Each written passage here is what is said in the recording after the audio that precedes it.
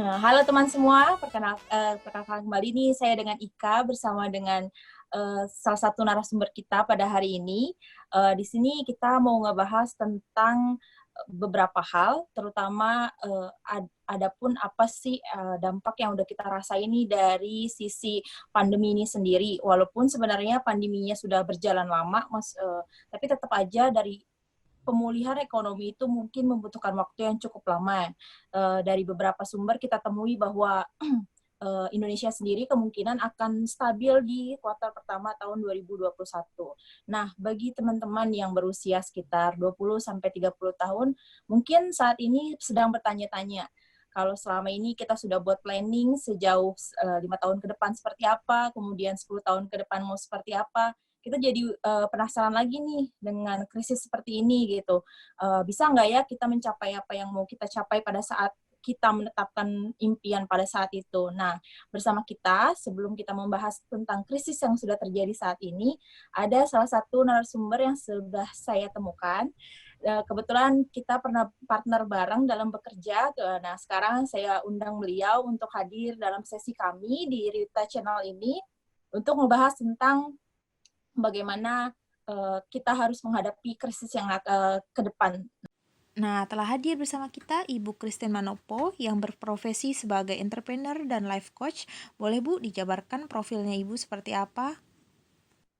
Hai Mbak Ika, semuanya juga teman-teman semua. Perkenalkan nama saya Christine, biasanya orang tahu saya bahwa saya sebagai entrepreneur, juga as a business and life coach gitu, kurang lebih kayak gitu. Nah, Dengan kalau berapa Ibu kesibukanlah. Oke. Oh ya Ibu, boleh tahu nggak Bu, selama ini kan krisis ini sebenarnya udah nggak berjalan nggak cuma sekali ya Bu ya. Pernah berjalan juga krisis seperti ini di tahun 98, kemudian tahun 2008 terkait dengan krisisnya lebih ke ekonomi mungkin ya Bu ya. Ya, ya. Nah, kalau dari perjalanan Ibu sendiri nih sampai ke ranah entrepreneur dan business atau life coach ini, apa saja sih Bu perjalanan yang setelah Ibu hadapi di antara krisis-krisis itu dan pencapaian apa yang Ibu dapat gitu? Ya, jadi kalau ngomongin krisis sih, ya selalu ada lah. Setiap satu dekade sekali pasti ada lah entah krisisnya. Kalau dulu saya sempat juga sih menghadapi SARS tuh, zaman dulu tuh tahun berapa Oh ya, iya, 2000-an. Sempat tipe ya Bu juga. ya? Ya, cuman nggak, mungkin karena kalau sekarang kan sosial media luar biasa dahsyat gitu ya, sehingga animonya tuh jauh lebih terasa dibandingkan kalau dulu. Kalau dulu tuh udah langsung ya udah tiba gitu ya, mendarat di Jakarta langsung dibawa gitu ke rumah sakit, di karantina. Kalau sekarang kan wow banget deh. Kalau dulu sih orang pada nggak tahu kalau kita di karantina. Oh iya, saya juga belum tahu tuh Bu isu kayak gitu Bu dulu. Nah itu, dan kebetulan dulu kan saya juga sempat, case-nya adalah saya dari Hong Kong gitu kan, memang kan waktu itu dari Hong Kong kan SARS itu. Terus pas tiba di Jakarta, landing udah sudah dibawa gitu. Jadi it's like, it's sesuatu yang biasa sebenarnya kalau ngomongin soal krisis, kapanpun pasti ada krisis. Cuma di sini adalah bagaimana kemudian kita sebenarnya berespon terhadap krisis, melihat krisis itu sebagai apa, itu sih intinya. Itu Mbak Ika. Kalau perjalanannya Ibu sendiri pada saat di masa SARS itu Ibu sedang lakuin apa tuh Bu? Di masa itu saya as a professional sih sebenarnya. Jadi saya bekerja di salah satu multinational company, handling itu saya waktu itu pegang strategic management sama HR juga gitu ya. Jadi karena multinational company, jadi kita nggak cuma di Indonesia aja, kita di regional juga. Dan tantangannya adalah bagaimana mengoptimalisasi dengan kondisi krisis. Sempat juga waktu itu kondisi krisis keuangan sebenarnya, dolar tuh sempat 17.000 zaman Oh, dulu. mahal ya. Sekarang paling tinggi masih 13.000 sih alhamdulillahnya ya Bu ya. 13 Iya, jadi 14 ya. sempat sebentar sih. Inflasinya juga tinggi banget sehingga terus kemudian buat orang HR itu sangat mempengaruhi kan. Mempengaruhi karena biasanya apalagi kalau kenaikan gaji gitu ya. Itu misalnya kenaikannya sekian persen, nah itu bisa 2 kali lipat tuh naiknya. Jadi terus juga berpengaruh kepada ekonomi. Tapi memang kalau dibilang krisis yang lumayan berat memang saat ini. Kenapa? Menurut saya sih bukan karena pandemiknya, tapi karena responnya. Jadi kalau dulu orang melihatnya nggak terlalu yang wow. Mungkin karena itu tadi pengaruh sosial media juga gitu ya. Dan cukup cepat pulih juga gitu sebenarnya. Kalau untuk yang pandemi sekarang lebih cepat Ketahuan. pulih. Oh, Kalau oke. sekarang malah saya bilang sih harusnya bisa lebih cepat pulih. Cuma memang situasinya adalah, nah ini dia, kita tuh kecenderungannya adalah membangun euforia gitu ya. Orang Oke. panik, kita ikut panik gitu. Padahal sih sebenarnya ya krisis ya udah jalanin aja sebenarnya. Toh nanti akan lewat juga. Yang terpenting adalah bagaimana respon kita. Nah kalau ngomongin bagaimana saya menghadapi krisis gitu ya dulu ya, karena udah beberapa melewati situasi Ya, krisis fasenya ini. udah beberapa kali gitu ya, Bu. Iya, dan itu juga sebenarnya mau dibilang berpengaruh kepada karir, ya nggak terlalu berpengaruh juga gitu ya. Tapi tergantung ketika menghadapi krisis waktu itu saya juga, ya saat itu saya masih profesional lah, jadi profesional.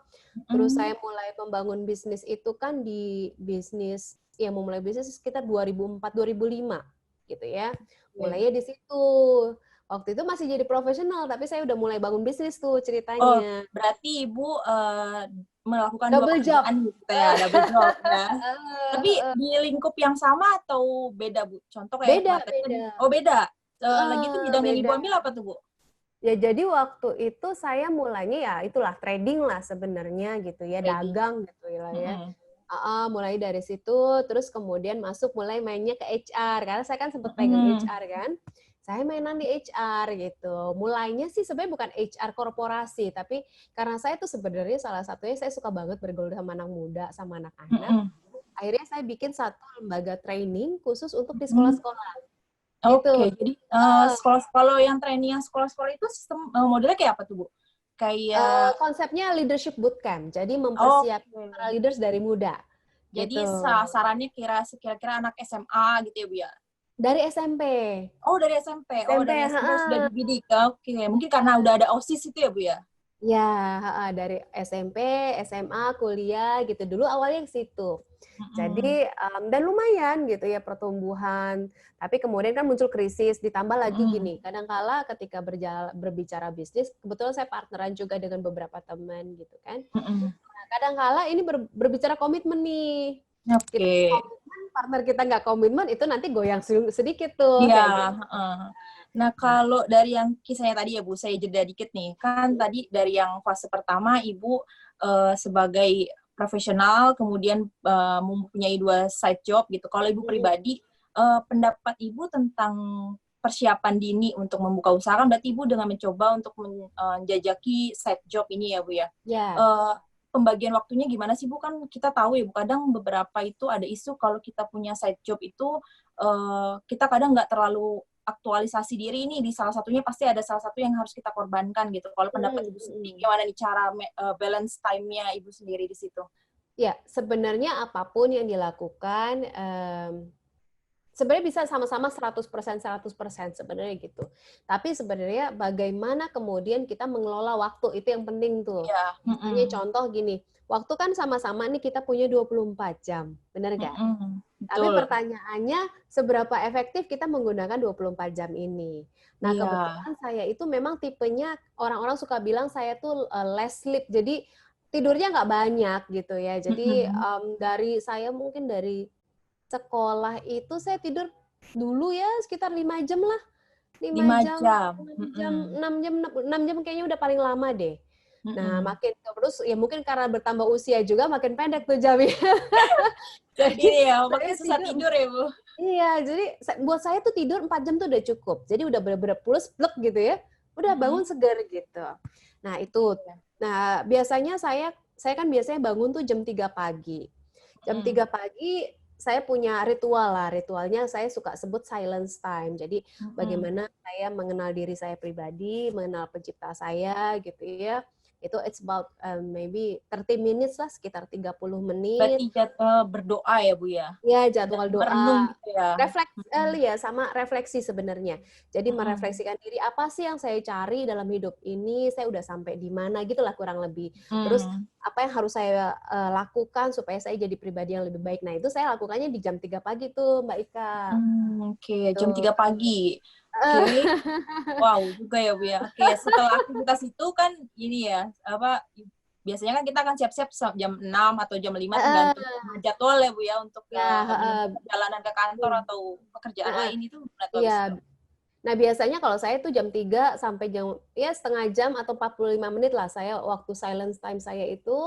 Terus habis gitu saya lanjut olahraga tuh, Olahraga exercise. dulu, oke. Heeh, heeh, exercise bisa yoga, bisa Mhm. running, bisa macem-macem lah. Saya tuh Saya biasanya pernah ganti-ganti. lihat itu Bu, pada saat kita kerja bareng lagi tuh Bu, dapat informasi gitu, Ibu pagi-pagi bangun terus olahraga gitu, yoga sendiri di Heeh, kamar gitu. Padahal saat itu lagi dinas juga gitu, iya. sempet gitu untuk bawa semua peralatan itu gitu.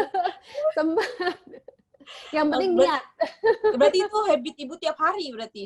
Iya, ya memang tiap hari. Jadi saya Mhm, berusaha bahkan gini misalnya saya kadang kala kan kita lagi males ya Mbak Ika ya. mhm, Nah kalau misalnya saya situasinya lagi males, malah saya biasanya tambahin misalnya saya biasanya setengah jam nih untuk mhm. exercise. Kalau karena saya lagi males, saya kan harus ningkatin mood gitu ya. Jadi Iya. saya tambah 15 menit Mbak Ika. Jadi bukannya Mmm. dikurangin tapi saya tambahin Oh gitu. gitu, Heeh. wah. Itu Ini cara malah double membangun. impact ya? Iya, cara membangun habit seperti itu. Karena apa? Karena pada dasarnya ketika misalnya kita lagi males, terus kita berhenti nih. Mhm, Nah, mhm. itu kita mesti ngulang lagi tuh dari awal. Membangun habit Oh, tuh, kayak habit 30 hari itu ya, Bu, ya? Saya pernah baca heeh, sih, heeh, iya, membangun habit 30 hari tapi harus konstan. Nah, oh, tapi saya belum tahu iya, tuh kalau yang salah satu strateginya untuk membuat itu tetap rutin iya, tuh harus heeh, extra time lagi gitu untuk ngebangun habit iya. itu. Oh Saya ya, juga menarik belajar menarik. dari atlet-atlet sih. Jadi saya Mhm, kebetulan saya punya beberapa sahabat, mereka atlet mhm. juga gitu ya. Mereka ngajarin gitu. Ketika kamu males banget, maka kamu harus tambahin apa istilahnya tambahin waktu yang kamu berikan untuk Rasa aktivitas malas itu, tadi. Oh, oke. Nah, untuk terus, mengatasi rasa malas. lanjutnya setelah itu baru mulai aktivitas? Nah, selanjutnya biasanya ya saya mulai, bukan saya belum melakukan aktivitas. Jadi Ah, habis sini tadi oke. Oh iya benar, silence diurut ya, Bu, ya, time, diurut. Heeh. exercise ya, kemudian habis gitu saya buat to do list dulu Mbak Ika. Oh, Apa yang akan saya setiap hari? selesaikan setiap hari setiap Setelah dari hari. olahraga itu Ibu refresh Heeh, lagi, heeh. apa namanya, sambil ambil waktu luang sedikit untuk to do Yes. list hari ini apa aja Iya, gitu? hari ini apa yang mau saya capai sih hari ini. Biasanya kan orang tuh banyak banget kan buat to do list. Kalau Mhm. saya enggak sih Mbak Ika, saya paling 2 sampai 3 hal yang menjadi prioritas saya hari itu gitu. Karena kalau kebanyakan Oke. akhirnya kita nggak akan selesaikan gitu. Tapi dari walaupun 2 atau 3 tetap aja dia konsum time-nya banyak kan ya, Bu, ya? Maksudnya Iya, nggak cuma sedikit gitu. mhm, mhm, betul. Dari, waktu yang Ibu bilang tadi, setelah lakukan to do list kan, ini langsung mengerjakan berarti, fasenya Belum, jadi langsung. diendapkan dulu Oh, diendapkan dulu. Nah, kalau di diendapkan antara dulu. waktu jeda itu Ibu ada kasih waktu jeda juga untuk, take rest kah atau gimana gitu, ada juga Iya, iya, atau pasti ada, oh heeh. tetap? Saya tuh ada yang namanya happy time. Jadi Oke. Jadi misalnya yang tadi kan udah buat to do list gitu ya. Mhm, Nah, salah satu saya untuk relaksasi gitu ya, happy time saya adalah membaca sebenarnya Mbak Ika. Jadi saya mmm, memang diajarkan untuk mengisi istilahnya leher ke atas nih gitu kan. Dia nggak usah lama-lama lah baca buku 15 menit atau nggak kalau misalnya nggak bisa baca buku, kan sekarang lebih banyak ya pilihan ya, mhm. bisa podcast atau apapun, 15 menit gitu. Habis Jadi gitu itu baru deh saya vitaminnya Ibu ya? vitaminnya saya, heeh. Sehingga selalu fresh gitu kan, daripada dengerin gosip kan mendingan dengerin hal-hal yang Mmm, bermutu lah gitu. Jadi 15 menit, baru tuh mhm, beres-beres tuh mandi dan sebagainya, dan saya harus mhm. sarapan kalau pagi-pagi. So, Pagi-pagi sarapan. heeh, heeh, biasanya kalau misalnya saya memang jadwalnya lagi hektik banget, saya tuh Mhm. udah sarapan jam 5 lah, jam 5 saya udah ready, udah semua, setengah 6 semua udah santai gitu ya. Terus kemudian udah mulai siapin gitu. Kalau misalnya, saya masih ada waktu, spare waktu, saya mulai kerjain tuh hal-hal misalnya yang berhubungan dengan bisnis saya, gitu kan. Jadi kan Oke. saya punya waktu, karena kebetulan memang kantor saya sama rumah tuh dulu tahun 2000-an nggak terlalu jauh lah Mbak Ika. Oh, jadi Mungkin perjalanan sekitar di bawah 1 jam bisa ya, Bu, ya? bisa Kecuali bisa, tiba-tiba heeh, agak kesiangan baru heeh. kena macet dikit Iya, atau karena heeh. kendala cuaca Iya, gitu ya, Bu, ya? heeh, heeh. Atau dulu saya sempat pernah kerja tuh jauh banget kan di daerah Oh, Cikarang iya. sana kan, Oh, tapi itu saya jauh atur banget. waktunya, heeh. Jadi saya tuh berangkat tuh jam 5:30 pagi, jam 5 malah saya, berangkat, Mhm. terus saya tiba di kantor tuh jam 6. Di mana tuh orang-orang Oh, pada jadi belum datang. Even Ibu lebih advance. jadi Terus saya berteman kalau kayak gitu biasanya Ibu di kantor lakukan hal lain lagi sampai iya, nanti jam itu berarti. iya, jadi saya di kantor misalnya, oh iya saya punya goals adalah I would like to set up my own business gitu kan. Waktu itu ya di awal-awal masih empty lah Ya, zaman-zaman. Nah, saya dulu udah punya goals bahwa one day saya harus punya my own business gitu kan. Lalu ketika saya tiba di kantor gitu ke pagi-pagi orang-orang belum ada, kan enak ya untuk melakukan Iya, sesuatu. seger ya Bu, udaranya juga. Belum diganggu. Jadi saya lakukan sesuatu yang paling sulit dulu sebenarnya, yaitu memikirkan business plan terhadap bisnis yang mau saya buat gitu. Kalau kita ngomong bisnis plan ya Bu ya, berarti pada saat itu Ibu sudah menentukan akan terjun di sektor mana berarti kayak Iya, sebelum karena jadi ini kan kita masih ngomong pas lagi Ibu belum punya eksekusi bisnis nih kan. Berarti Ibu udah tahu tuh, udah mau settle di mana gitu. Jadi saya tuh kebetulan Mbak Ika, saya punya jurnal ya. Saya udah biasa nulis jurnal dari saya umur 13 tahun lah gitu ya. Jadi saya di situ udah bikin kerangka, kalau istilahnya bikin mind mapping. Oke. Nah, awalnya itu mind mapping. Apa sih yang mau saya capai gitu kan? Saya tulis satu-satu gitu ya. Termasuk bisnisnya. Bisnisnya di seputaran apa saya tulisin satu-satu. Nah, tiap pagi tuh saya lakukan itu. Jadi tapi kan pada saat itu, maaf Ibu saya potong. Tapi pada saat itu kan Ibu belum apa ya maksudnya kita kan tahu ya Bu ya, bisnis itu banyak. Mungkin kebantu juga sama Ibu suka baca, jadi Ibu tahu lebih dalam nih tentang beberapa hal gitu. Cuma pada saat itu kan posisinya nih Ibu sudah menentukan nih akan masuk di mana gitu. Berarti itu sebelumnya Ibu juga udah evaluasi lebih dulu dong. Maksudnya sebelum menentukan itu mind map 10 tahun mendatang kah atau itu berarti Ibu sudah memetakan itu juga gitu. Iya, jadi saya memulainya bukan memulai bisnis apa yang saya mau ambil sebenarnya Mbak Ika. Tapi yang saya mulai adalah legacy apa sih yang mau saya tinggalkan nanti, itu sebenarnya. Jadi diawali saya mengajukan pertanyaan kepada diri saya, Christine, let's say when you die umur sekian, apa sih yang kamu mau tinggalin gitu. Nah, mulainya dari situ sebenarnya. Terus mulainya dari mengenal diri Mbak Ika. Saya ini sebenarnya kalau orang sebut dalam satu kata, saya ini siapa sih? Bukan nama ya, tapi orang kan suka menyebutkan label terhadap diri kita, benar ya?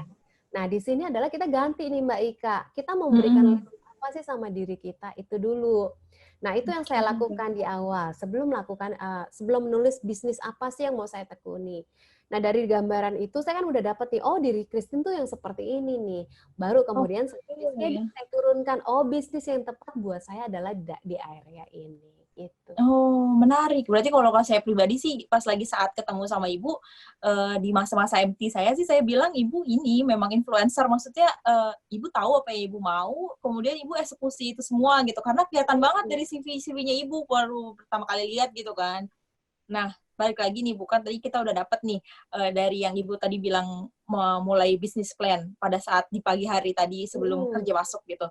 Nah, itu gimana tuh Bu, fase-fase pembuatan bisnis plan-nya Ibu sendiri untuk jangka panjangnya gimana? Ya, kalau saya mungkin agak berbeda, bukan bisnis plan ala korporasi gitu ya, meskipun saya dulu memang melakukan itu juga sampai dengan hari ini. Yang saya lakukan adalah gini Mbak Ika, ketika saya menuliskan bisnis plan saya adalah my goals gitu ya, yang terbesar tuh apa? Saya tuh ada beberapa hal yang menjadi target saya. Pertama, berapa besar impact yang saya bisa berikan kepada bangsa ini sebenarnya. Berapa banyak orang yang bisa saya jangkau. Itu tuh. Saya itu. Jadi belum ngomongin soal uang tuh, Mbak Ika. Ya, benar. Karena kalau misalnya saya pribadi, saya kan sebenarnya ada sisi sosialnya gitu ya. Jadi saya bisa banget bantu orang. Kalau saya ngomongin uang, nah kecenderungannya saya akan stres. Saya stres gitu. Tapi itu melangkah sendiri sebenarnya Bu ya. Jadi kalau jumlah orangnya banyak kan makin banyak juga gitu ya. Iya, benar-benar. Itu selalu berjalan beriringan sebenarnya. Jadi saya tetapkan tuh waktu itu goal saya. Christine, berapa banyak sih orang yang mau kamu berikan dampak gitu. Itu pertanyaan saya kepada diri saya sendiri. Terus saya tulisin tuh Mbak Ika, oh kayak gini. Terus area apa sih yang memberi dampak yang pasti saya mau menjadi bagian yang bisa menyejahterakan bangsa ini, sebenarnya gitu. Sebenarnya kalau kayak gitu pasti edukasi ya Bu, yang paling cepat untuk kita tangkap gitu kan. Jadi sebenarnya ada beberapa area yang menjadi passionnya saya nih Mbak Ika. Jadi dari pendidikan, kemudian pertanian. Oh, Gitu. pertanian. Karena ya, menarik Iya, itu emang, Bu. kenapa? Kenapa? Karena Indonesia ini tuh luas banget ya kalau kita berbicara. Terus nggak jauh-jauh bahwa kalau kita ngomongin ke belakang, ngomongin antropologi, sosiologi gitu ya, bangsa kita itu bangsa petani sebenarnya. Iya, benar. Nah itu Salah satunya kemudian kan karena kita sekarang mulai punya lahan hilang. hijau ya, Bu. Nah itu pertanian itu juga yang menyerap tenaga kerja besar juga gitu. Benar. Itu awalnya tuh ke sana, makanya sempat kan jadi saya mulai dari pendidikan, terus lari ke agribisnis gitu ya, agriculture, terus pemberdayaan petani-petani, masuk ke perikanan. Sebenarnya awalnya dari situ. Kenapa? Karena saya mau menjadi bagian yang bisa memberi dampak buat bangsa ini. Itu sih kesannya ideal banget gitu, idealis banget. Tapi itu Cuma yang memang pada saat itu mampu ya, Bu. Maksudnya itu memang harus dirancang gitu loh, Bu. Biar kita tuh nggak benar. salah langkah kan, Bu. Sebenarnya maknanya dari pembuatan bisnis plan ini sendiri kan, Bu. Iya, memang waktu itu yang saya mulai adalah pertanyaan satu, "What am I here on earth?" gitu. Untuk apa sih ada Christine di sini? Nah, dimulainya dari situ sebenarnya. Baru masuk ngomong bisnis plan. Nah, udah ngomongin kan, oh ya berapa banyak dampaknya. Terus oke, untuk mencapai dampak sekian saya butuh berapa sih nilai rupiah gitu ya. Baru ngomongin belum ngomongin Ininya lebih ke cost tapi ya, Bu ya. Mungkin belum ya. ngomongin ke cost-nya. Sumber daya apa yang saya perlukan untuk Oh, mencapai oke. sana? Awalnya gitu. Jadi dirinci dulu resources pendukungnya ya. Sumber daya kan nggak cuma ngomongin soal modal, tapi Iya. ngomong potensi apa yang kita punya, networking apa yang kita punya, dan macam-macam. Saya mau mulai bisnis di awal, saya nggak pakai modal, Mbak Ika. Oke, berarti Ibu mainnya di network kalau kayak gitu. Biasanya kan Iya, saya orang main di advance network. di modal Yes. atau invest di network gitu kan ya, Bu ya. Network juga sebenarnya menurut saya sih nggak banyak ya kalau dibandingin sekarang. Yang pertama adalah satu, percaya diri dulu. Yakin bahwa diri kita bisa. Itu yang pertama. Itu modal banget tuh Mbak Ika. Gitu ya. Yang kedua adalah potensi. Kenali potensi kita. Sebenarnya modal terbesar dari diri kita sendiri. Ketika kita punya kemampuan, kita eagerness untuk belajar, eagerness untuk kerja keras gitu ya. Itu pasti bisa. Nah, habis gitu baru deh ngomongin modal. Modal kan nggak harus dari diri kita sendiri gitu kan. Ya, bisa dengan proposal kita ke pihak ketiga gitu ya, Bu ya. Cuma kalau kita ngomong masalah pertama gini ya, Bu ya. Kayak tadi kan Ibu mengukur dari resource sama network gitu ya, Bu. Nah, kalau kita bandingin antara resource dan network, berarti kan Ibu berarti sebagai manajemen di dalam sini sana kan, Bu?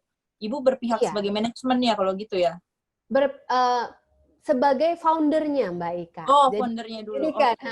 Jadi kalau Ibu foundernya, berarti kan bisnis itu bisa ada banyak ya, Bu ya? Maksudnya ada yang kadang kita punya bisnis, tapi kita yang jadi senternya gitu. Kalau di macam yang di tipe yang Ibu, berarti Ibu sebagai senternya dari bisnis itu sendiri ya, Bu ya? Nah, ya, atau Ibu ada kerja sama beberapa pihak gitu juga buat yang ini? saya ada partneran, Oh, ada partner. Oke. Saya Jadi belajar bahwa kalau mau berbisnis lebih cepat, ada partner. Tapi pastikan jangan salah memilih partner. Ya, Pembelajaran penting, jangan salah pilih partner. Oke, ini partnernya maksudnya partner ini kamu partner bisnis kan? Iya. Iya, oke. Nah, dari sana baru masuk ke yang tadi ya, Bu ya, kan baru masuk ke baru menghitung ke dampak ke modalnya dan sebagainya gitu. Nah, ini kan Ibu bilang Ibu bisa jadi minta bantuan dari teman atau orang yang percaya sama Ibu. Berarti di sana kan Ibu belum punya ini, Bu. Maksudnya dari awal berarti Ibu sudah harus create value-nya Ibu sendiri sehingga bisa dipercaya sama orang lain dong kalau kayak gitu. Ya, pasti. Makanya saya suka bilang sama teman-teman gitu ya, sama teman-teman yang muda-muda juga. Kebetulan saya juga kasih coaching juga kan. Coaching bisnis buat mahasiswa sebenarnya. Saya bilang harus tinggalkan nama baik gitu. Jadi ketika kita menjanjikan sesuatu, maka tepati janji itu. Itu nilai itu untuk hal simple ya, Bu ya. Itu hal simple, benar. Jadi setiap hal kalau misalnya ingin jadi orang yang dipercaya, maka peganglah perkataan itu gitu. Mulai dari hal-hal kecil, misalnya buat janji jam sekian, maka sebelum itu tanda respect kita sama. Ya, hal-hal kecil kesannya ya, tapi itu yang dilihat orang sebenarnya. Dan saya ketika diberikan kepercayaan sama beberapa partner gitu ya, itu karena dia ngelihat Christine, oh ya Christine tuh orangnya mereka lihat bahwa saya itu bukan orang yang tipe santai sebenarnya. Oke, Jadi iya saya akan Bu. melakukan apapun Mm-mm. untuk bisa mencapai tujuan gitu. Nah itu yang Mm-mm. mereka lihat. Jadi melihat saya tuh dari dulunya seperti apa. Terus harus Mm-mm. konsisten. Mm-mm. Jadi kalau ngomong A ya tetaplah A. Even itu misalnya merugikan kita. Misalnya saya beberapa kali mengalami kerugian, tapi ya harus konsisten gitu. Kenapa? Karena ya kita supaya kita bisa dipercaya dan kita menjadi pribadi, istilahnya saya bilang the true leaders harus Mm-mm. bisa dipercaya gitu. Kalau nggak mulai dari kita ya siapa lagi kan? Dan Mm-mm. memang akhirnya menuai hasilnya sih Mbak Ika. Menuai Oke. hasilnya pada Sampai akhirnya. sampai sekarang berarti masih terjalin hubungan baik juga ya Bu ya sama partner-partner Masih Ibu even gitu ya. even with my enemy. Iya, iya jadi karena sebenarnya jadi ada kayak orang fans ada yang terberat zaman kita sebenarnya Bu. iya, jadi misal zaman dulu ya ada yang misalnya Hmm. nggak suka lah sama saya karena gini gini gini. Hmm. Biasalah ya namanya orang suka bergosip gitu ya Mbak Ika ya. Iya. Tapi kemudian orang tersebut melihat, oh ternyata Christine tuh kayak gini. Nah sekarang Hmm. malah saya baik dapat project juga dari dia. Oke, karena ini ya Bu ya, mereka mempercayakan apa yang Ibu bisa tawarkan ke mereka juga sebenarnya kan Ya, ya Bu. ya kurang Nah, lebih gitu. kalau yang tadi ini Bu, kan tadi Ibu udah bilang selesai bisnis plan tadi yang udah Ibu rangkum sedemikian konsepnya gitu. Nah, pada saat kapan sih Bu yakin buat lepas dari profesional terus kemudian jadi entrepreneur independen gitu? Oh, Itu ada pertimbangan apa aja? pindah kuadran ya berarti ya. Pindah kodenya. Oke, benar-benar full time jadi entrepreneur gitu ya. Benar. Oke. Ini juga saya sebenarnya udah share tuh kalau saya ada bikin buku tuh Mbak Ika, ada Oh e-booknya iya. free sebenarnya. Jadi ada before choosing your business partner, terus kemudian sebelum memulai bisnis ada tuh, ada itu tuh Oke. 2 buku free e-book Boleh Bu, kok itu. boleh. Nanti saya coba baca Nanti juga itu. cari deh. Nah, jadi Nanti kalau saya lampirkan di bawah. jadi kalau Biasa. mulai bisnis, pertama sebelum memutuskan gitu ya, dari profesional menjadi pebisnis pure beneran bisnis adalah pertama miliki dulu sikap mental. Sikap mental. Apa Sikap yang mental menang. Jadi menang? sikap mental menang. Oke. Banyak orang bilang bahwa oh yaudah saya mau mencoba, hati-hati dengan perkataan karena perkataan itu adalah doamu sebenarnya. Jadi saya suka bilang juga sama teman-teman saya yang mahasiswa gitu yang mau membangun bisnis, hindari kata bilang mencoba. Gitu. Saya mencoba bisnis nih, Bunda, siapa tahu sukses. Nah, kata siapa tahu sukses. Biasanya dengan begitu, itu kita sedang mempersiapkan mentalitas gagal, Mbak Ika. Oh gitu. Ya, itu pandangan pribadi saya berdasarkan pengalaman saya. Jadi perkataannya harus dibalik. Jadi bukan bilang, oh ya saya mau mencoba berbisnis, tapi saya memutuskan untuk berbisnis dan menjadi pebisnis sukses. Itu dulu. Karena itu dari mulai fase awal atau setelah mau memutuskan untuk lepas Bu? pada fase awal. Dari fase awal. Yes. Jadi ketika kita sudah siap untuk melangkah double job dulu tadi, itu udah harus punya tanaman mindset kayak gitu berarti. Yes. Jadi even waktu pada saat saya jadi profesional, yang di mindset saya adalah I am a businesswoman gitu, Mbak Ika. Jadi mindset saya bukan mindset as a professional yang dibayar gaji tiap bulan.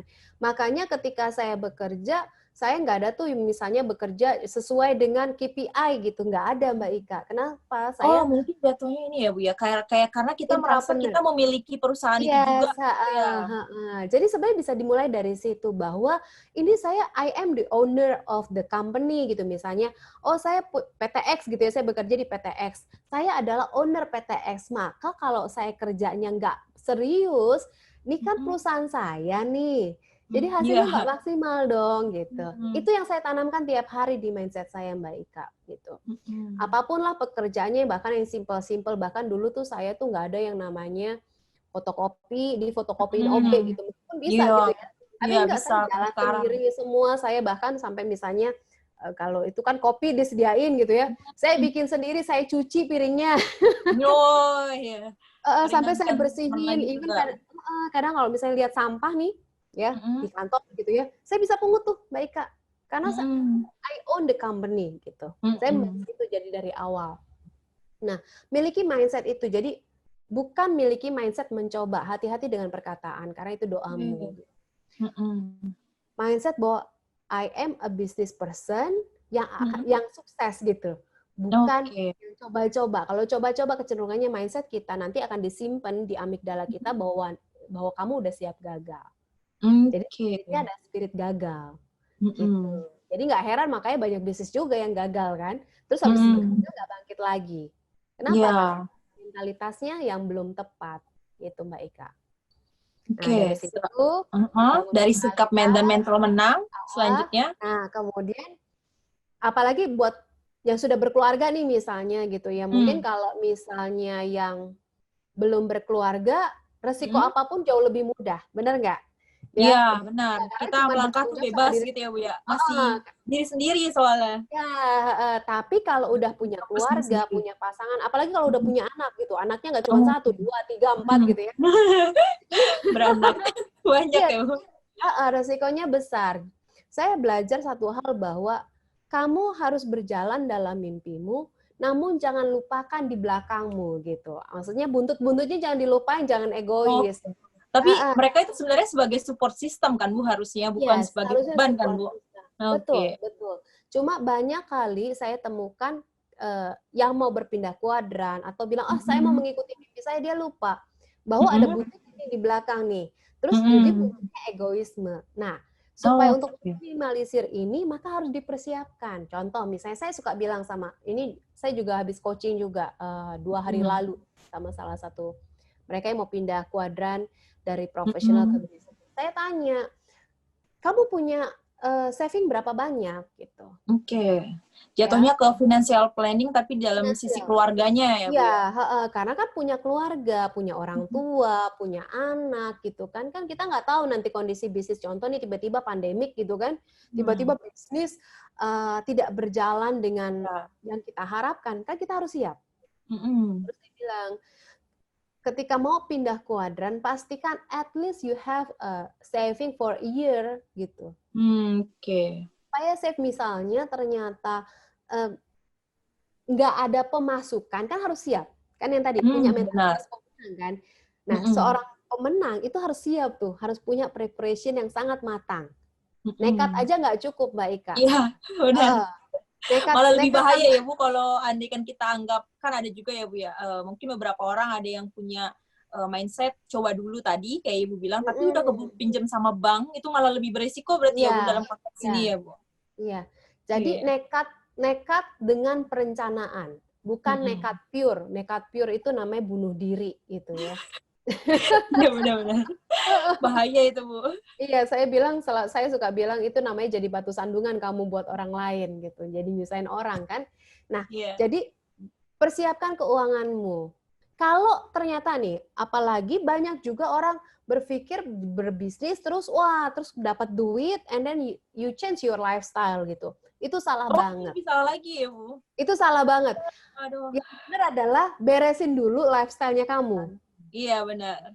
Gitu. Jadi diubah dulu kayak kembali ke titik nol, maksudnya dari tingkat konsumsinya nggak harus berubah ya Bu ya. Maksudnya lebih sadar aja gimana kita tanggung jawabnya nanti pasti bertambah ya Bu. Nggak cuma kayak tadi Ibu bilang keluarga, tapi kita punya pegawai yang harus kita nafkahi juga keluarganya gitu. Dia bergantung sama kita, kalau kita salah gaya hidup malah lebih bahaya lagi buat teman-teman yang ikut sama kita ya Bu. Jadi penting banget tuh Mbak Ika membangun yang tadi udah mindset-nya udah dibenerin, terus keuangan menyangkut gaya hidup, harus punya yang namanya seni tahu diri. Tahu diri kalau memang kaya gitu. Jangan terus baru mulai usaha udah gayanya orang kaya terus beli tas branded ngutang gitu kartu kredit, itu udah salah banget gitu. Jadi ketika mau berpindah kuadran harus bangun yang namanya mentalitas cukup. Jadi bukan mentalitas cukup artinya beli atau keluarkan sesuatu yang sesuai dengan kebutuhan, bukan keinginanmu. Itu penting tuh. Jadi kalau misalnya saya punya uang 100.000, bukan keluarinya 50.000 Mbak Ika. Berarti lebih kecil lagi daripada itu ya Bu. Kenapa? Ketika kita tidak bisa mengelola keuangan pribadi dengan baik, kecenderungannya adalah mereka tidak bisa mengelola keuangan perusahaan dengan baik. Oh, oke. Jadi apa ya?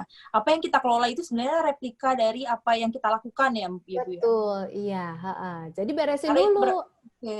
Berkaitan juga Heeh, sama yang tadi Bu bilang value kita tuh di mana gitu ya, Bu ya? bener, iya.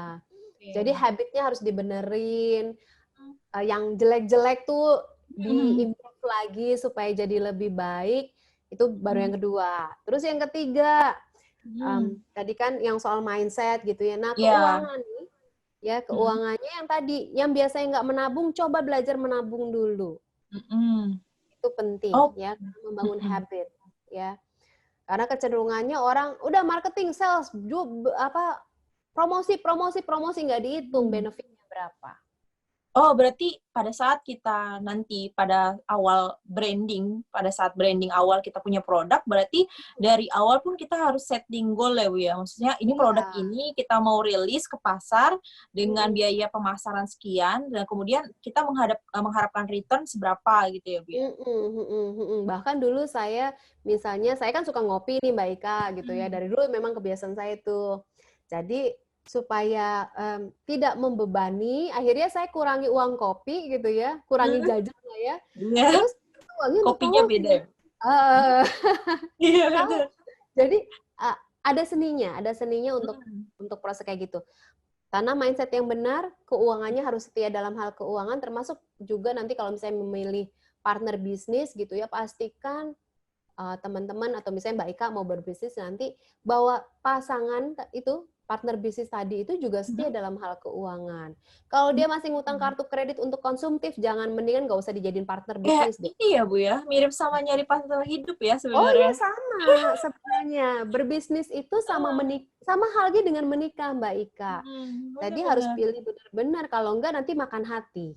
Mmm. Tapi kalau kayak gitu berarti dari awal, apa ya, pertama kali mungkin partner kan bisa jadi udah kenalan lama ya, Bu, ya. Berarti itu kita Mhm. berdua kayak buka-bukaan cash flow lah, terus kekuatan ekonomi kita itu juga harus buka-bukaan berarti ya, Bu? Ya, atau bisa dengan cara lain, misalnya Mbak Ika nih punya teman gitu ya, dia mau Mhm. dijadiin Mbak Ika partner bisnis. Mbak Ika bisa cari cara yang lain, misalnya lewat sosial medianya, kan bisa Mmm. kelihatan tuh, apalagi zaman sekarang. Oke, mhm. Bisa Kelihatan tanya dari soal lifestyle pertama gitu ya, Bu, ya? apa yang dia pakai, bagaimana Mmm. dia men-treat orang, Mhm. bagaimana value-nya dia, bagaimana dia memandang bisnis, itu yang harus digali. Itu saya tulis tuh Mbak Ika di buku saya tuh, di Before Choosing Your Mmm. Business Partner. Itu detail banget Mhm. karena itu sesuai dengan pengalaman saya soalnya. Mmm, Jadi mhm. bisa dipakai daripada mengalami kegagalan yang sama, mendingan dipakai Berarti gitu. ini dong, berarti Ibu pernah mengalami kegagalan, maksudnya, pernah gagal salah pilih Pasti, partner gitu? pasti. Oke. Iya, Itu proses adalah pencarian ya, jatuhnya. Bu, ya? Apalagi dulu nggak ada yang bimbing gitu kan di Heeh. awal-awal. Akhirnya ya udah mengalami sendiri, terus kemudian Mhm. saya juga akhirnya ya udah memilih untuk mendapatkan coach Mhm, supaya oke. setidaknya saya belajar dari coach saya terhadap apa yang mereka alami, kegagalan-kegagalan yang mereka alami supaya saya jangan mengulangi kegagalan yang sama gitu. Kalau kita bicara nih, Bu, kalau kita butuh coach itu sendiri ya, Bu, ya. Sebenarnya kan coach ini fungsinya hanya meng-guide kita ya, Bu, ya. Tidak terjun Mhm. in case banget sama kita sendiri, enggak ya, Bu, ya. Lebih ngegali, apa yang salah sama yang kita lakukan, apa yang pertimbangan yang lewat sama kita, seperti itu atau gimana nih, Bu, versi coach-nya sendiri? Oke, coach tuh macam-macam, Mbak Ika. Ada yang Mhm. disebut life coach, ada yang disebut dengan business coach, ada yang disebut dengan career coach. Nah, saya memulainya waktu itu melalui dengan life coach sebenarnya. Life coach, oke. Jadi bagaimana membangun pribadi saya menjadi pribadi yang optimum, gitu ya. Mhm. Menjadi Christine yang terbaik lah istilahnya. Nah, itu sifatnya lifetime tuh, Mbak Ika. Mmm. Gitu, sampai tahunan gitu ya. Oh, Karena oh, ya karena ngebangun habit juga beresin, ya, Bu, ya? bangun habit. Nanti si coach tuh udah kayak orang tua kita lah sebenarnya. Bagaimana dia akan tanyain, oke, bagaimana progresnya, challenge-nya di mana gitu ya. Terus dia akan bantuin kita untuk lebih mengkristalisasi kita punya goals gitu. Oke. Terus Oh, mulai dari dari awal berarti sudah ada ini ya, Bu, ya, pembicaraan apa yang Ibu mau capai, kemudian iya, apa yang jadi kendala, sama apa harapan Ibu ke depan gitu ya? iya, biasanya coach kita akan nanya nih Mbak Ika di pre-coaching namanya, Mhm. dia akan menggali dengan pertanyaan-pertanyaan kemudian sampai kepada satu konsensus. gitu ya, konsensus bersama antara si coach-nya dengan coachee-nya, apa yang ingin dicapai, berapa lama ingin dicapai, itu dulu tuh. Baru kemudian nanti si coach-nya akan ngikutin. Biasanya kalau di awal-awal tuh sering tuh intens tuh, gitu ya. Dulu malah saya hampir tiap hari gitu ya. Terus kemudian mulai berkurang 1 minggu, berkurang lagi 2 minggu. Nah, ada yang cuman misalnya 3 bulan atau 4 bulan sekali gitu. Sampai kita memang benar-benar, oh ya saya siap nih. Oke. Tapi memang itu butuh kesadaran pribadi. Iya, berarti kan dari yang tadi Ibu cerita, berarti karena Ibu butuh coach ini, sebenarnya Ibu sudah mengevaluasi sendiri apa kekurangan dari yang Ibu tangkap sama ini kan, maksudnya nggak bisa sendiri lagi nih, harus butuh ada yang bimbing gitu ya Bu ya? Iya, tapi mungkin mohon maaf saya mengkoreksi Mbak Ika. Bukan kepada kekurangannya, bukan apa kelemahannya, tapi supaya saya jadi lebih baik, supaya saya jadi lebih optimum, maka saya perlu coach. Harus agak dibalik tuh. Jadi mindset juga harus dibalik. Kalau kita fokusnya kepada kekurangan, nanti mundur ke belakang tuh Mbak Ika. Oh, jadi malah makin jauh dari tujuh target gitu ya? Iya, gitu. Jadi harus Nah, memang ini mindset. Kalau tadi Ibu sendiri kan pilihnya ke life coach ya, Bu ya? Berarti ini menyesuaikan sama kebutuhan atau gimana tuh Bu memfilternya? Oke, saya kan fokusnya kedua, life coach dan business coach. Diawali dengan life coach gitu ya. Jadi, semana pertama mereka menemukan their own path gitu ya. Bagaimana mereka menemukan calling-nya dalam kehidupan. Suka ada mentok nggak Bu pas lagi awal kan biasanya sesi pertama nih mungkin mereka bingung gitu. Berarti ada sesi-sesi. Ya pasti. Oke, mereka sendiri belum tahu jati dirinya gimana berarti ya Bu ya? Iya. Jadi biasanya makanya tadi misalnya kan saya punya kebiasaan ada silence time, kemudian ada refleksi diri gitu ya. Itu juga yang saya tularkan kepada coach-coach saya. Bahwa penemuan diri itu bukan oleh orang lain. Orang lain cuma membantu loh. Jadi wadah aja menstimulasi. Tapi yang menemukan diri sendiri adalah diri kita. Termasuk menemukan tujuan kita yang terbesar dalam kehidupan ini yang seperti apa, itu pun kita juga. Nah, fungsinya coach adalah membantu kita untuk menggali dengan pertanyaan, kemudian dia akan lakukan pengamatan, dia akan bantu kita untuk berpikir di luar box-nya kita. Gitu. Berarti bisa jadi kita di-challenge untuk melebihi dari kapasitas kita sebenarnya gitu ya Bu. Tapi sebenarnya mampu gitu ya Bu. Cuma belum tahu nih ke sana gimana gitu ya. Benar, iya. Jadi mencari tahu yang the hidden potential kita yang terbesar tuh apa gitu.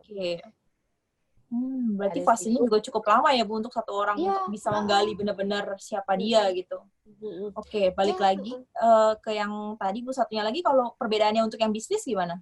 Kalau yang berbisnis itu lebih kepada bagaimana saya dari awal misalnya nih startup company misalnya. Saya mau punya bisnis nih Mbak Ika gitu ya. Saya mau punya bisnis, saya tuh passion-nya di X gitu. Bener nggak saya? Gitu Oke. Jadi membantu analisis dini ya Bu? Benar, iya. Karena kebanyakan orang berpikir kalau saya punya hobi ini, passion saya di sini, maka bisnis saya di sini. Padahal belum tentu kayak gitu. Tapi kalau contoh nih Bu, kayak tadi Ibu bilang kan, kita punya passion di sini nih. Saya contoh Bu, saya pengen buka usaha di namanya clothing line gitu. Sebenarnya sih saya belum punya knowledge di sana ataupun belum punya saya cuma tahu tentang manajemennya contoh ya Bu. Nah, tapi saya pengen coba tuh di sana gitu kan Bu. Nah, sedangkan kalau kita ngomong passion, mungkin saya lebih passionnya lebih ke bidang pendidikan gitu ya Bu. Nah, kita kan datang nih ke Ibu gitu pada saat itu gitu.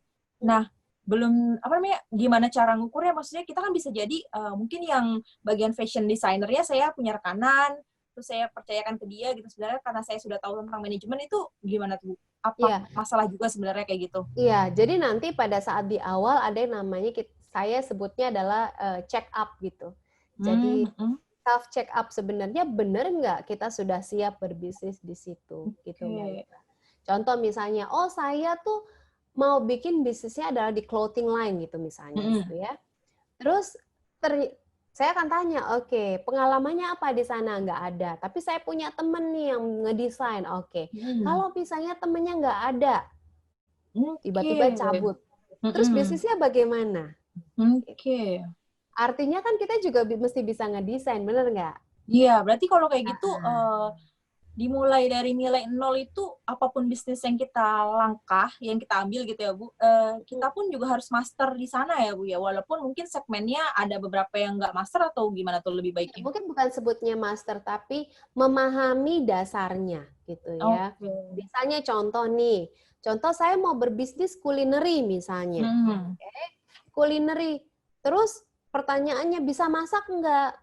Memang nggak harus bisa masak gitu ya, tapi kan Ya, itu pertanyaan dasar. harus Saya tahu nggak bisa resepnya masak. paling nggak, standar Saya rasa nggak usah kali ya bisa Bu? masak.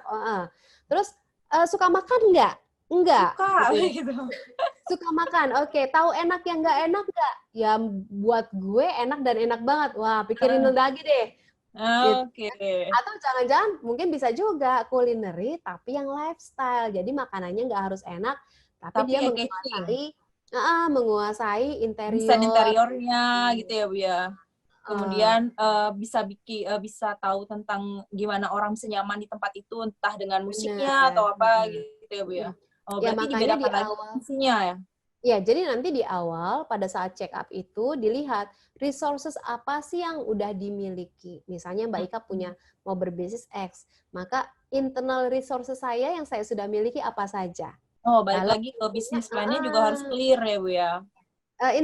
jadi internal resources maksudnya adalah gini, saya punya kemampuan apa yang bisa saya yakin bahwa bisnis saya dengan adanya saya itu bisa berhasil. Gitu. Contoh yang tadi, Oke. semangat aja nggak cukup. Misalnya, kayaknya punya kemampuan X, karena kan kalau enggak kan mesti cari mitra. Sedangkan Iya. cari mitra juga challenge tersendiri gitu. Bayangkan kalau ternyata mitra-mitra kita pergi, kan jangan Oke. sampai bisnisnya kan bubar. Mati jalan gitu ya Bu ya. Nah, apa yang paling kritikal yang harus kita punya? Jadi itu bisa dimulai dari situ tuh, misalnya, ya udah sebelum bermodal besar dan sebagainya, mulai bangun habit, misalnya clothing line, coba menjahit, rasain tuh gimana cara menjahit, cara ngedesain, simple thing kan, yang nggak harus jadi yang desainer, enggak, tapi Ya, punya feels-nya. oke. Jadi kalau Tahu dalam pekerjaan dari level terendahnya, dari level terbawahnya itu seperti apa, mulai dari iya. pencarian bahan gitu-gitu, mungkin juga harus lakukan sendiri dulu ya Bu, sebelum Iya, gantungan orang lain gitu ya. iya, saya bahkan yang berbisnis kulineri aja, saya sampai ke pasar tradisional, saya tahu itu misalnya pilih daging, cari yang seperti apa, potongannya mesti bagaimana, dan sebagainya. Sampai cabai, bawang merah, itu sampai kayak gitu tuh Mbak Ika. Tapi sebenarnya kan yang kayak gini bukan jadi kendala ya Bu. Maksudnya selama kita persiapannya matang, fase itu bisa dilakukan dengan belajar dulu kan ya Bu. Maksudnya berarti sebenarnya bisnis itu nggak berat, cuma memang ada fase-fase yang dipersiapkan, nggak asal langsung modal semangat terus langsung terjun gitu, nggak bisa ya Bu intinya gitu. Nah, jadi persiapkan dulu. Yang penting adalah persiapkan habitnya. Misalnya mau berbisnis kulineri, ya harus siap lah misalnya bangun ke pasar pagi-pagi gitu ya. Apalagi kalau misalnya modal kita terbatas. Benar nggak? Oh iya Kita benar. semangat. Kita selektif banget jadinya.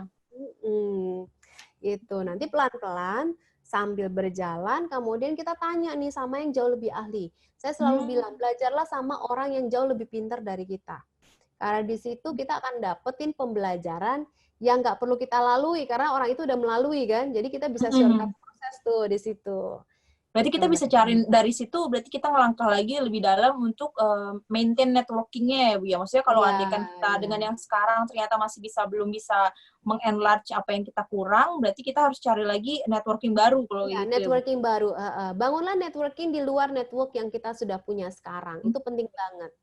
Karena kalau cumanya itu aja kita nggak berkembang, Mbak Ika. Karena di luar sana banyak orang, prinsipnya gini, di atas langit masih ada langit. Benar. Itu dengan yang paling pinter gitu istilahnya. Iya. Makin baik. Kecuali kalau udah puas dengan apa yang ada ya itu udah susah mindset lagi soalnya. Iya, itu harus tanyakan lagi ke diri Anda apa yang mau dicari kalau gitu ya Bu. Yes, Nah, betul. balik lagi ke kasus yang tadi nih Bu, kayak perjalanan Ibu tadi kita udah dapat nih Bu dari yang critical point dari pada saat Ibu penentuan mau pindah dari yang profesional kemudian entrepreneur total menjadi entrepreneur sepenuhnya gitu. Nah, pada saat berjalannya waktu gitu, dilema apa kan kita udah dapat ya Bu, tapi gimana sih Bu pada saat waktu-waktu kritis itu Ibu bisa temukan lagi, oh ternyata kemarin gagal karena ini gitu. Terus habis itu kalau enggak karena faktor yang kayak krisis gini juga, apa sih yang Ibu lakukan gitu supaya kita kan kayak dikembalikan lagi ke titik nol ya Bu sebenarnya. Tapi gimana dari yang titik nol itu karena kita punya goals, tapi kita fokus lagi tuh ke sana gitu. Karena kan kadang bisa jadi momennya kita punya target 10 tahun ke depan saya sudah sampai titik ini gitu. Tapi karena ada faktor tengah-tengahnya yang kita nggak tahu apa yang nyelip di sana gitu kan Bu. Kita jadinya bisa jadi perlu nggak sih targetnya dimundurin gitu. Ada case-case kayak gitu gimana tuh Bu menyikapinya? Jadi pertanyaan Mbak Ika tuh mirip banget sama yang waktu itu partner saya sempat tanyakan ke saya sebenarnya. Gimana Jadi, tuh Bu? Christine, ini kita kondisi pandemik gini-gini dan sebagainya, berarti kita mesti mengubah dong, kita punya target dan sebagainya. Terus kita mesti lakukan ini, ya panik lah ya biasa. Iya benar. Saya dengan santainya gitu, udah tenang aja saya bilang. Kenapa? Pertama gini, ketika krisis hindari rasa panik. Jadi harus tenang dulu sebenarnya. Oke. Berarti tenang itu tapi dari kitanya sendiri dong Bu, sebelum kita bisa mempengaruhi orang lainnya kan Bu? Jadi ya membangun mindful bahwa apapun kondisi yang terjadi di dunia ini, biarkan itu terjadi di luar. Ya, jadi rasa damai, our eternal peace itu ya biar tetap di situ. Gitu. Itu dulu sebenarnya. Jadi nantilah misalnya menghadapi krisis nggak cuma ngomong krisis dalam bisnis, ekonomi ya, nanti dalam hubungan dengan pasangan, keluarga, itu sama tuh Mbak Ika. Jadi harus bangun mindful dulu di dalam. Rasa tenang, rasa aman. Jadi membangun aman di dalam nih. Karena kalau kitanya udah panik, apapun keputusannya biasanya hasilnya kurang bagus gitu. Terus kan sempet lah kondisi dan sebagainya heboh gitu ya. Sampai partner saya bilang, kok lu bisa sih dengan santai, dengan masih ketawa-ketawa gitu ya. Saya bilang gini, cuma satu hal waktu itu. Apa yang mesti dikhawatirkan, saya bilang. Kita udah melalui krisis kok dulu lagi melalui krisis juga. Iya, benar. Ini akan balik lagi. Nah, oke. Terus dia sempat tanya sama saya, terus apa kuncinya? Kuncinya adalah fokuslah kepada mimpi besarmu. Gitu. Nggak usah ngubah target. Nggak usah ngubah target, tapi berarti kalau kayak gitu bisa jadi kita malah kasih effort 2 kali lipat ya Bu? Karena kan bisa jadi entah cash flow-nya kita mundur, maksudnya berkurang dari sisi cash flow, terus kemudian bisa jadi project yang mundur, berarti kan kita jadi take effort 2 kali dong untuk target yang Jadi cuman gini, kembali bahwa saya diajarkan dan saya belajar selama sekian lama gitu ya, belajar untuk menghadapi krisis. Jadi sebenarnya krisis ini yang saat ini terjadi sudah saya prediksikan tahun lalu sebenarnya. Sampai saya bilang sama partner saya, we have to prepare some money gitu kan. Kenapa? Karena sebenarnya udah muncul tuh Mbak Ika bibit-bibitnya tuh tahun lalu. Dari apa tuh Bu analisisnya kalau pada saat ada kondisi-kondisi karena tetaplah sesuatu itu ada trennya Mbak Ika dan selalu berulang gitu dan selalu berulang dan kondisi itu udah kelihatan di bulan Desember sebenarnya gitu. Jadi sempat udah jadi pembicaraan tuh sama saya dan partner saya waktu itu dan kita di awal udah bilang oke, kalau gitu malah di tahun sebelumnya saya udah bilang, ini kayaknya kemungkinan akan ada krisis nih. Ini krisis udah hitung antara 10 sampai 12 tahun selalu ada krisis gitu, Mbak. Cuman memang beda. Lebih ke berarti ini ya Bu ya, lebih ke cycle berarti ya. Iya, selalu ada cycle-nya gitu. 10 12 tahun sampai dengan 14 tahun selalu ada cycle-nya. Makanya kita harus selalu siap dengan krisis gitu, dengan perubahan. Jadi di tahun lalu itu kita benar-benar ngencengin ikat pinggang tuh Mbak Ika. Gitu, ngencengin ikat pinggang. Oke, kita nggak ngeluarin banyak biaya sehingga ketika di akhir tahun tutup buku kita untungnya kan banyak. Ya. Jadi bisa jadi modal untuk tahun depan gitu ya Bu ya. Jadi kalau saya berprinsip itu misalnya keuntungan itu kan dipakai lagi nih buat tahun berjalan. Jadi diasumsikan bahwa tahun depan itu kalau misalnya ternyata kita tidak menghasilkan, tetap bisa makanlah dalam 1 tahun berjalan itu dari margin profit yang didapat tahun lalu gitu. Nah kalau balik lagi nih Bu ya, tadi kan kalau Ibu sudah punya manajemen terhadap bisnisnya Ibu sendiri, antisipasinya sudah dilakukan berarti. Nah, bagaimana kalau seandainya ternyata peluangnya tuh malah nggak banyak gitu loh, Bu? Gimana dibuat dobrak peluangnya gitu, Bu? Ya, yang pasti Karena gini, kadang ya peluang bisa datang, ya kan Bu. Kadang peluang kita harus buat sendiri nih, gitu kan Bu. benar benar. Mhm. Saya percaya yang namanya segala sesuatu itu saling berkoneksi, Mhm. saling berhubungan, Mbak Ika.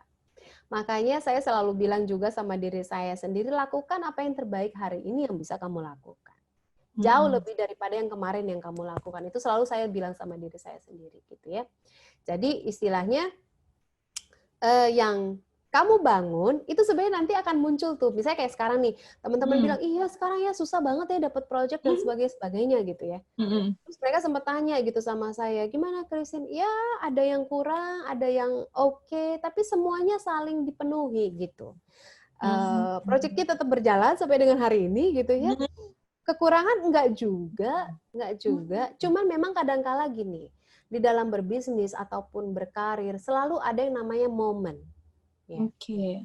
Momen yang tepat. Jadi momen yang tepat ketemu sama kita yang tepat gitu. Jadi yang terpenting adalah makanya kita harus selalu melakukan sesuatu dengan excellent. Jadi ketika Mhm. momen itu datang kita udah siap Mbak Ika. Oh, jadi kayak karena ya udah kayak nggak ada apa-apa ya Bu, maksudnya ya Iya, karena itu rutin yang harus kita lakukan jadinya used to it gitu ya? iya, Oke, iya. menarik menarik. Jadi Nah, nggak usah kalau kayak khawatir gitu, mhm, nggak usah khawatir. Pasti kalau datang rezeki mah nggak kemana-mana. ya bener tuh Bu, buat teman-teman nih biar di luar sana Bu, biar nggak khawatir lagi gitu kan. Banyak banget soalnya Bu, kayak beberapa tuh, teman-teman saya juga kan ada yang banyak ya Bu, yang udah lulus kuliah nih pada saat waktu ini gitu kan ya Bu. Nah mereka tuh kan jadi bingung gitu, kayak tiba-tiba rekrutmen kayak kemarin tutup kan Bu beberapa, bahkan nggak ada sama sekali perusahaan yang berani untuk ngambil rekrutmen online ataupun, eee interview online gitu, karena faktornya mereka sendiri nggak percaya sama cash flow-nya mereka gimana nih ke depannya gitu kan Bu. Jadi banyak yang stop rekrutmen, padahal itu kayak anak-anak muda yang sekarang kan malah jadi serba salah, mereka harus bersaing dengan angkatan selanjutnya justru kan Bu. Iya, iya. Secara entah kapan nih, berapa lama lagi pada berani untuk, Mhm. open market lagi, Iya, untuk open iya. job, kayak gitu-gitu tuh Bu. Betul, iya. Iya, yang pasti yang perlu ditanamkan sama diri kita sih Mbak Ika, mungkin ini juga buat teman-teman juga yang baru lulus, atau mungkin yang di-PHK gitu ya, Mhm. apapun lah gitu ya kondisinya yang sangat tidak menyenangkan saat-saat ini adalah, apapun krisisnya ini tergantung bagaimana respon kita sebenarnya Oke. menyikapi gitu ya. Ini juga pembicaraan sama teman-teman saya juga yang lain gitu bahwa apa sih yang bisa membuat kita berhasil adalah ketika terjadi krisis sebenarnya. Oh, kita baru tahu ya Bu ya, maksudnya seberapa Jadi bagus kualitas diri kita keberhasilan gitu. kita beneran jadi mau sukses apa enggak ketika kita Mmm. ngadepin krisis sebenarnya Mbak Ika, Oke. gitu ya. Biasanya gini, ketika menghadapi krisis orang kemudian dipaksa untuk keluar dari Berpikir zonanya, lebih bener? cepat ya kan Mbak, ya Iya, Bu ya? heeh. Keluar lebih cepat, kemudian habis itu kayak ngambil tindakan-tindakan yang agak nekat, tapi mungkin ya sebenarnya sudah Heeh. dipikirkan juga belakang-belakang gitu ya.